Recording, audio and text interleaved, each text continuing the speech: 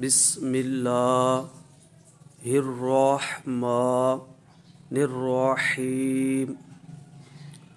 السلام علیکم ورحمۃ اللہ وبرکاتہ۔ آج ہم بسم اللہ الرحمن الرحیم پر تجویدی قوانین کا اجرا کرنے کا طریقہ سیکھیں گے۔ تو سب سے پہلے جو چیز ہم نے دیکھنی ہے وہ ہے مخارج۔ یہ میں نے نیچے اشارے کر دیے ہیں جو قوانین جاری کرنے ہیں۔ تو سب سے پہلی چیز مخارج۔ مخارج یہ مخرج کی جمع ہے۔ مخرج کا لغوی معنی ہے نکلنے کی جگہ۔ جس جگہ سے کوئی حرف ادا ہوتا ہے اس حرف کا وہ جگہ جو ہے مخرج بن جاتا ہے، یعنی جس جگہ سے حرف ادا ہو اس جگہ کو مخرج کہتے ہیں۔ تو کل جو مخارج ہیں وہ 17 ہیں۔ تو سب سے پہلا حرف ہے با۔ یہ دونوں ہونٹوں کے تری والے حصے سے ادا ہوتا ہے۔ ہونٹوں کے تری والے حصے جو تار حصے ہیں جب وہ آپس میں ملتے ہیں تو با جو ہے ادا ہوتا ہے۔ با کا یہ مخرج ہے۔ سین، اوپر والے دانت اور نیچے والے دانت جب آپس میں ملتے ہیں تو ملنے والی جو جگہ ہے اس پر زبان کی نوک لگا کر سین کو ادا کیا جاتا ہے۔ تو یہ سین کا مخرج ہے، یعنی زبان کی نوک اور اوپر والے اور نیچے والے دانتوں کے ملنے کی جگہ۔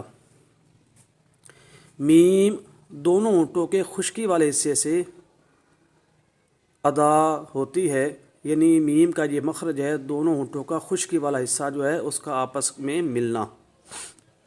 لام، زبان کا کنارہ اور اوپر والا تالو جو کہ منہ کی طرف ہے، یعنی تالو کا آگے والا حصہ جو منہ کی طرف ہے، اوپر والے دانتوں کی جڑوں کے قریب والا جو تالو ہے وہاں سے لام جو ہے وہ ادا ہوتا ہے۔ ہا جو ہے اس کا جو مخرج وہ حلق کے سب سے نیچے والے حصے سے ہا جو ہے یہ ادا ہوتی ہے، یہ اس کا مخرج ہے۔ تو مخارج بیان ہو چکے۔ دوسری چیز جو ہے کہ با میں ایک صفت پائی جا رہی ہے، صفت قلقلہ۔ قلقلہ کا لغوی معنی ہے جنبش کرنا، حرکت کرنا۔ جن حروف میں یہ صفت پائی جاتی ہے ان حروف کو ادا کرتے وقت ان کے مخارج میں جنبش پیدا ہوتی ہے، حرکت پیدا ہوتی ہے، جس کی وجہ سے آواز جو ہے لوٹتی ہوئی محسوس ہوتی ہے۔ حروف قلقلہ جو ہے وہ 5 ہیں: قاف، طا، با، جیم، دال۔ ان کا مجموعہ ہے قطب جدن۔ قلقلے والے جو حروف ہیں ان میں قلقلہ جو ہے کبھی بہت زیادہ قوی ہوتا ہے، کبھی اس سے کم قوی، کبھی اس سے کم قوی، اور کبھی جو ہے بالکل معمولی۔ تو اس لیے قراء حضرات نے اس کے 5 درجے بنائے ہیں، ٹھیک ہے۔ جب حروف قلقلہ متحرک ہوں، یعنی اس پر زبر زیر پیش ہو، تو سب سے چھوٹے درجے کا قلقلہ ہوتا ہے۔ کوئی محنتی آدمی جو ماہر اس فن میں وہی محسوس کر سکتا ہے، ہر کوئی اس کو محسوس نہیں کر سکتا، لیکن وہ صفت پائی جاتی ہے جب زبر زیر پیش میں سے کوئی علامت جو ہے حروف قلقلہ پر ہو۔ بعض لوگ نفی کر دیتے ہیں کہ اس صورت میں قلقلہ نہیں ہوگا، تو وہ غلطی پر ہیں، کیونکہ یہ صفت لازمہ ہے جو ان حروف میں ہمیشہ پائی جاتی ہے، کبھی جدا نہیں ہوتی۔ ہاں کبھی یہ ہے کہ کم درجے کا قلقلہ ہوتا ہے، جیسے اس پر زبر زیر پیش آ جائے، یعنی ان حروف پر جب زبر ہو، زیر ہو، پیش ہو، 2 زبر ہو، 2 زیر ہو، 2 پیش ہوں، تو اس صورت میں، یا کھڑی حرکات میں سے کوئی کھڑی حرکت ہو، تو اس صورت میں سب سے کم درجے کا قلقلہ ہوگا، جس کو کوئی تجربہ کار، محنتی اور ماہر شخصی محسوس کر سکتا ہے۔ تو با پر بھی یہ سب سے چھوٹے درجے کا، یعنی 5ویں درجے کا قلقلہ ہوگا، کم درجے کا، کیونکہ اس کے نیچے زیر ہے۔ ہاں اس پر جزم آ جائے، یعنی حروف قلقلہ پر جزم آ جائے تو اس سے بڑے درجے کا قلقلہ ہوتا ہے۔ اگر تشدید آ جائے تو اور واضح درجے کا، قوی درجے کا قلقلہ ہوتا ہے۔ اگر جزم اور اس کے ساتھ وقف بھی ہو تو اور قوی درجے کا قلقلہ ہوتا ہے، اور جب تشدید اور ساتھ وقف بھی آ جائے تو سب سے بڑا، سب سے قوی درجے کا قلقلہ ہوتا ہے۔ تو یہ 5 درجے ہیں جس کا ذکر جو ہے پہلے اسباق میں تفصیل کے ساتھ گزر چکا۔ تیسری جو چیز یہاں پر سیٹی کی آواز، تو یہ جو سین ہے نا، اس میں جو ہے صفت صفیر پائی جاتی ہے۔ حروف صفیریہ جو ہیں وہ 3 ہیں، سین، زا اور صاد۔ جب ان 3 حروف کو ادا کرتے ہیں تو ان کو ادا کرتے وقت سیٹی کی آواز آتی ہے، سیٹی کی آواز پیدا ہوتی ہے، اس لیے ان کو حروف صفیریہ کہتے ہیں، یعنی وہ حروف جن کو ادا کرتے وقت سیٹی کی آواز پیدا ہوتی ہے۔ تو صفت صفیر پائی جاتی ہے، تو با پر قلقلہ ہوگا اور سین میں صفت صفیر یعنی سیٹی جو ہے اس کا پیدا کرنا، یہ صفت اس میں پائی جائے گی۔ تو اب ہم پڑھیں گے بس، سیٹی کی آواز آئے، اگر سیٹی کی آواز پیدا نہ کی تو یہ تھا بن جائے گی، تا کے بعد والا جو حرف ہے تھا وہ بن جائے گا، تو حرف کی جگہ پر دوسرا حرف بدلنے کی وجہ سے لحن جلی والی غلطی پائی جائے گی۔ تو اس کو پڑھنا ہے بس، یعنی سیٹی کی آواز جو ہے وہ آنی چاہیے۔ آگے جو چیز ہے وہ زیر ہے، یہ جو نیچے علامت ہے اس کو زیر کہتے ہیں، اس کا دوسرا نام کسرہ ہے۔ جس حرف کے نیچے کسرہ ہو اس حرف کو مکسور کہتے ہیں۔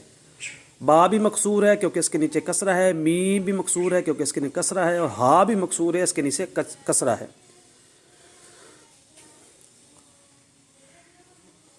حرکت، اس کے بعد ہے حرکت، اکیلی زبر، اکیلی زیر یا اکیلے پیش کو حرکت کہتے ہیں، یعنی جب ان تینوں میں سے کوئی ایک مراد ہو تو حرکت کہلائے گی، اس کو حرکت کہیں گے، اور جب تینوں مراد ہوں تو ان تینوں کو حرکات کہیں گے۔ حرکت واحد ہے اور حرکات جو ہے وہ جمع ہے، تو جب ان تینوں میں سے کوئی ایک مراد ہو، اکیلی زبر، اکیلی پیش، اکیلی زیر، ان تینوں میں سے یعنی کوئی ایک مراد ہو تو اس وقت حرکت بولیں گے، اور جب یہ تینوں ہی مراد ہوں تو اس وقت جمع والا لفظ یعنی حرکات جو ہے وہ بولا جائے گا۔ تو یہ بھی حرکت ہے، یہ بھی حرکت ہے، یہ بھی حرکت ہے۔ جن حروف پر حرکات ہوں، یعنی جس حرف پر حرکت ہو اس حرف کو متحرک کہتے ہیں۔ اب با بھی متحرک ہے، میم بھی متحرک ہے، اور ہا بھی متحرک ہے، کیونکہ ان کے نیچے جو ہے زیریں موجود ہیں، حرکات موجود ہیں۔ تو حرکات کو پڑھتے کیسے ہیں؟ حرکات کو بغیر کھینچے، بغیر جھٹکا دیے معروف پڑھتے ہیں، تو ان کو دراز بھی نہیں کرنا اور ان پر جھٹکا بھی نہیں دینا اور ان کو مجہول بھی نہیں پڑھنا، یعنی ہم جب ان کو پڑھیں گے تو معروف پڑھیں گے، یہ نیچے لکھا ہوا ہے کہ معروف پڑھیں گے، یہ معروف، کیونکہ یہی حرکات کا حکم ہے، بغیر کھینچے، بغیر جھٹکا دیے معروف پڑھنا ہے۔ تو اس کو بس نہیں پڑھیں گے بلکہ بس مجہول طریقہ ہے اور بس معروف طریقہ ہے، تو معروف پڑھنا ہے۔ بس پڑھنا مجہول ہے اور بس پڑھنا معروف ہے۔ اس کو بھی مل نہیں پڑھیں گے، مل پڑھیں گے، بسم اللہ، یعنی مل پڑھا جائے گا، مل نہیں پڑھا جائے گا، مل پڑھنا مجہول ہے اور مل پڑھنا معروف ہے۔ اور اس کو بھی ہر نہیں پڑھیں گے، ہر پڑھیں گے، معروف پڑھیں گے۔ تو یہ جو ہے نا قانون ہے کہ حرکات کو بغیر کھینچے، بغیر جھٹکا دیے معروف پڑھے، دراز بھی نہیں کریں گے، جھٹکا بھی نہیں دیں گے، اور معروف پڑھیں گے، مجہول نہیں پڑھیں گے۔ تو بس پڑھنا مجہول ہے، مل پڑھنا مجہول ہے، ہر پڑھنا یہ مجہول ہے، تو اس سے بچنا ہے۔ اور ایک لفظ نیچے جو اشارہ دیا وہ ہے سکون، یہ جو دال نما علامت ہے اس کو جزم کہتے ہیں، اس کا دوسرا نام سکون ہے۔ جس حرف پر سکون ہو اس حرف کو ساکن کہتے ہیں۔ تو ساکن حرف کو پڑھتے کیسے ہیں؟ تو ساکن حرف کو اپنے سے پہلے والے متحرک حرف سے ملا کر پڑھتے ہیں۔ اب سین پر جزم ہے، سکون ہے، سین کو اب ہم ساکن کہیں گے۔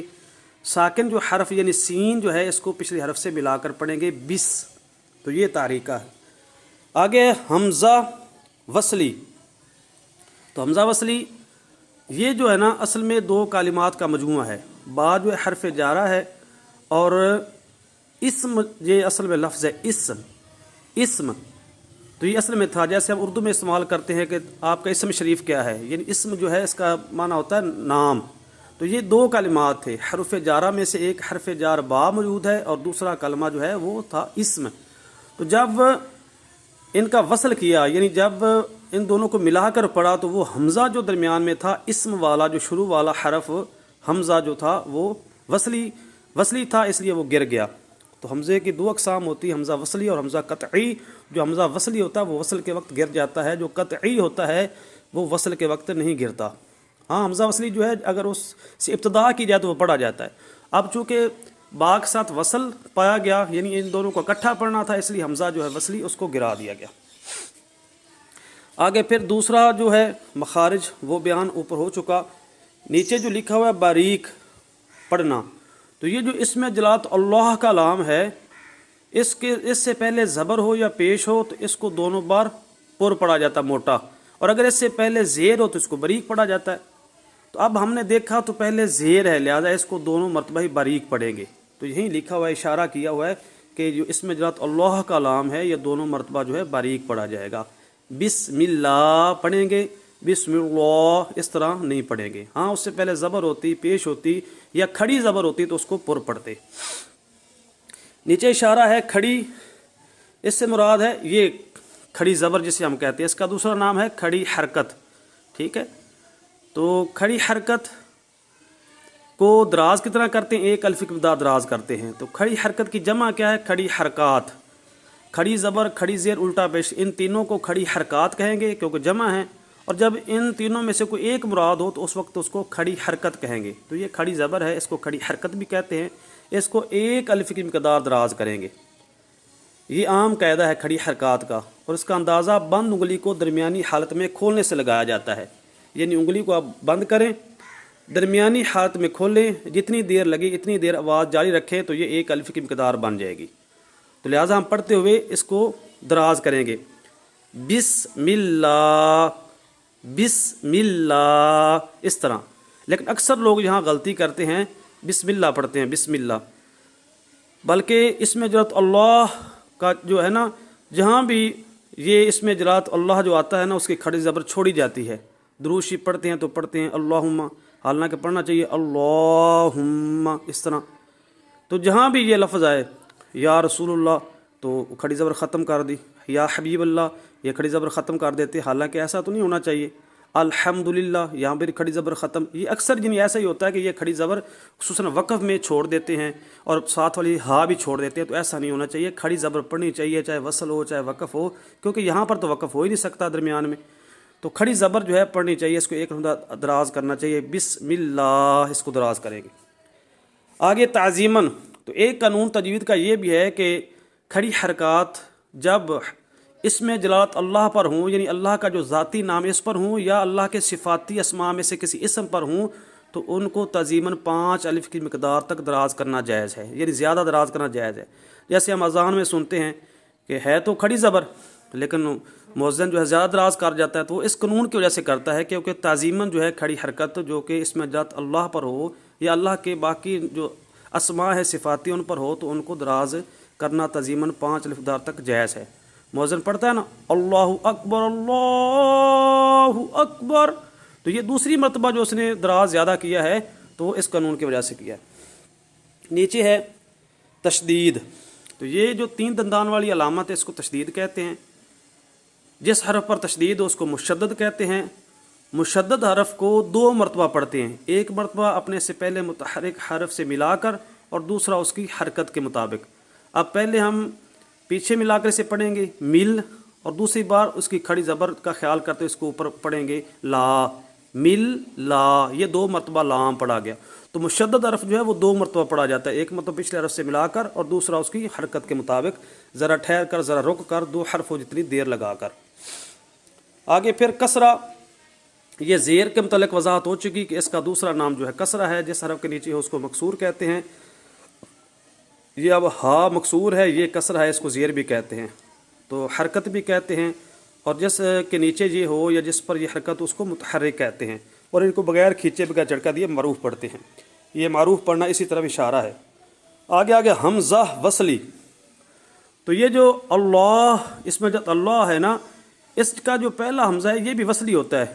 جب اس سے آغاز کیا جائے گا تو یہ پڑھا جائے گا، یعنی ابتدا ہوگی، لیکن جب پچھلے کسی کلمے کے ساتھ اس کا وصل کیا جاتا ہے تو یہ گر جاتا ہے، جیسے یہاں پر گرا ہوا ہے، بسم اللہ پڑھیں گے، بسم اللہ ہی نہیں پڑھیں گے، ٹھیک ہے، کیونکہ یہ حمزہ وصلی ہے، یہ گر گیا۔ تو اس میں جب اللہ کا جو ہے نا شروع والا حمزہ، یہ وصل کے وقت گرے گا. آگے جہاں بھی آپ قرآن پاک پڑھیں گے، جیسے آپ نے پڑھیں گے آپ الحمدللہ، تو یہاں پر بھی اللہ کا حمزہ وصلی جو گر گیا، یہ وصلی ہے.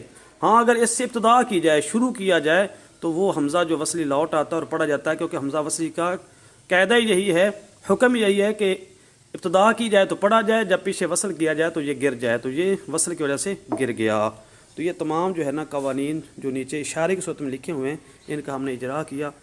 تو یہ ہمارا پہلا سبق تھا اس پر.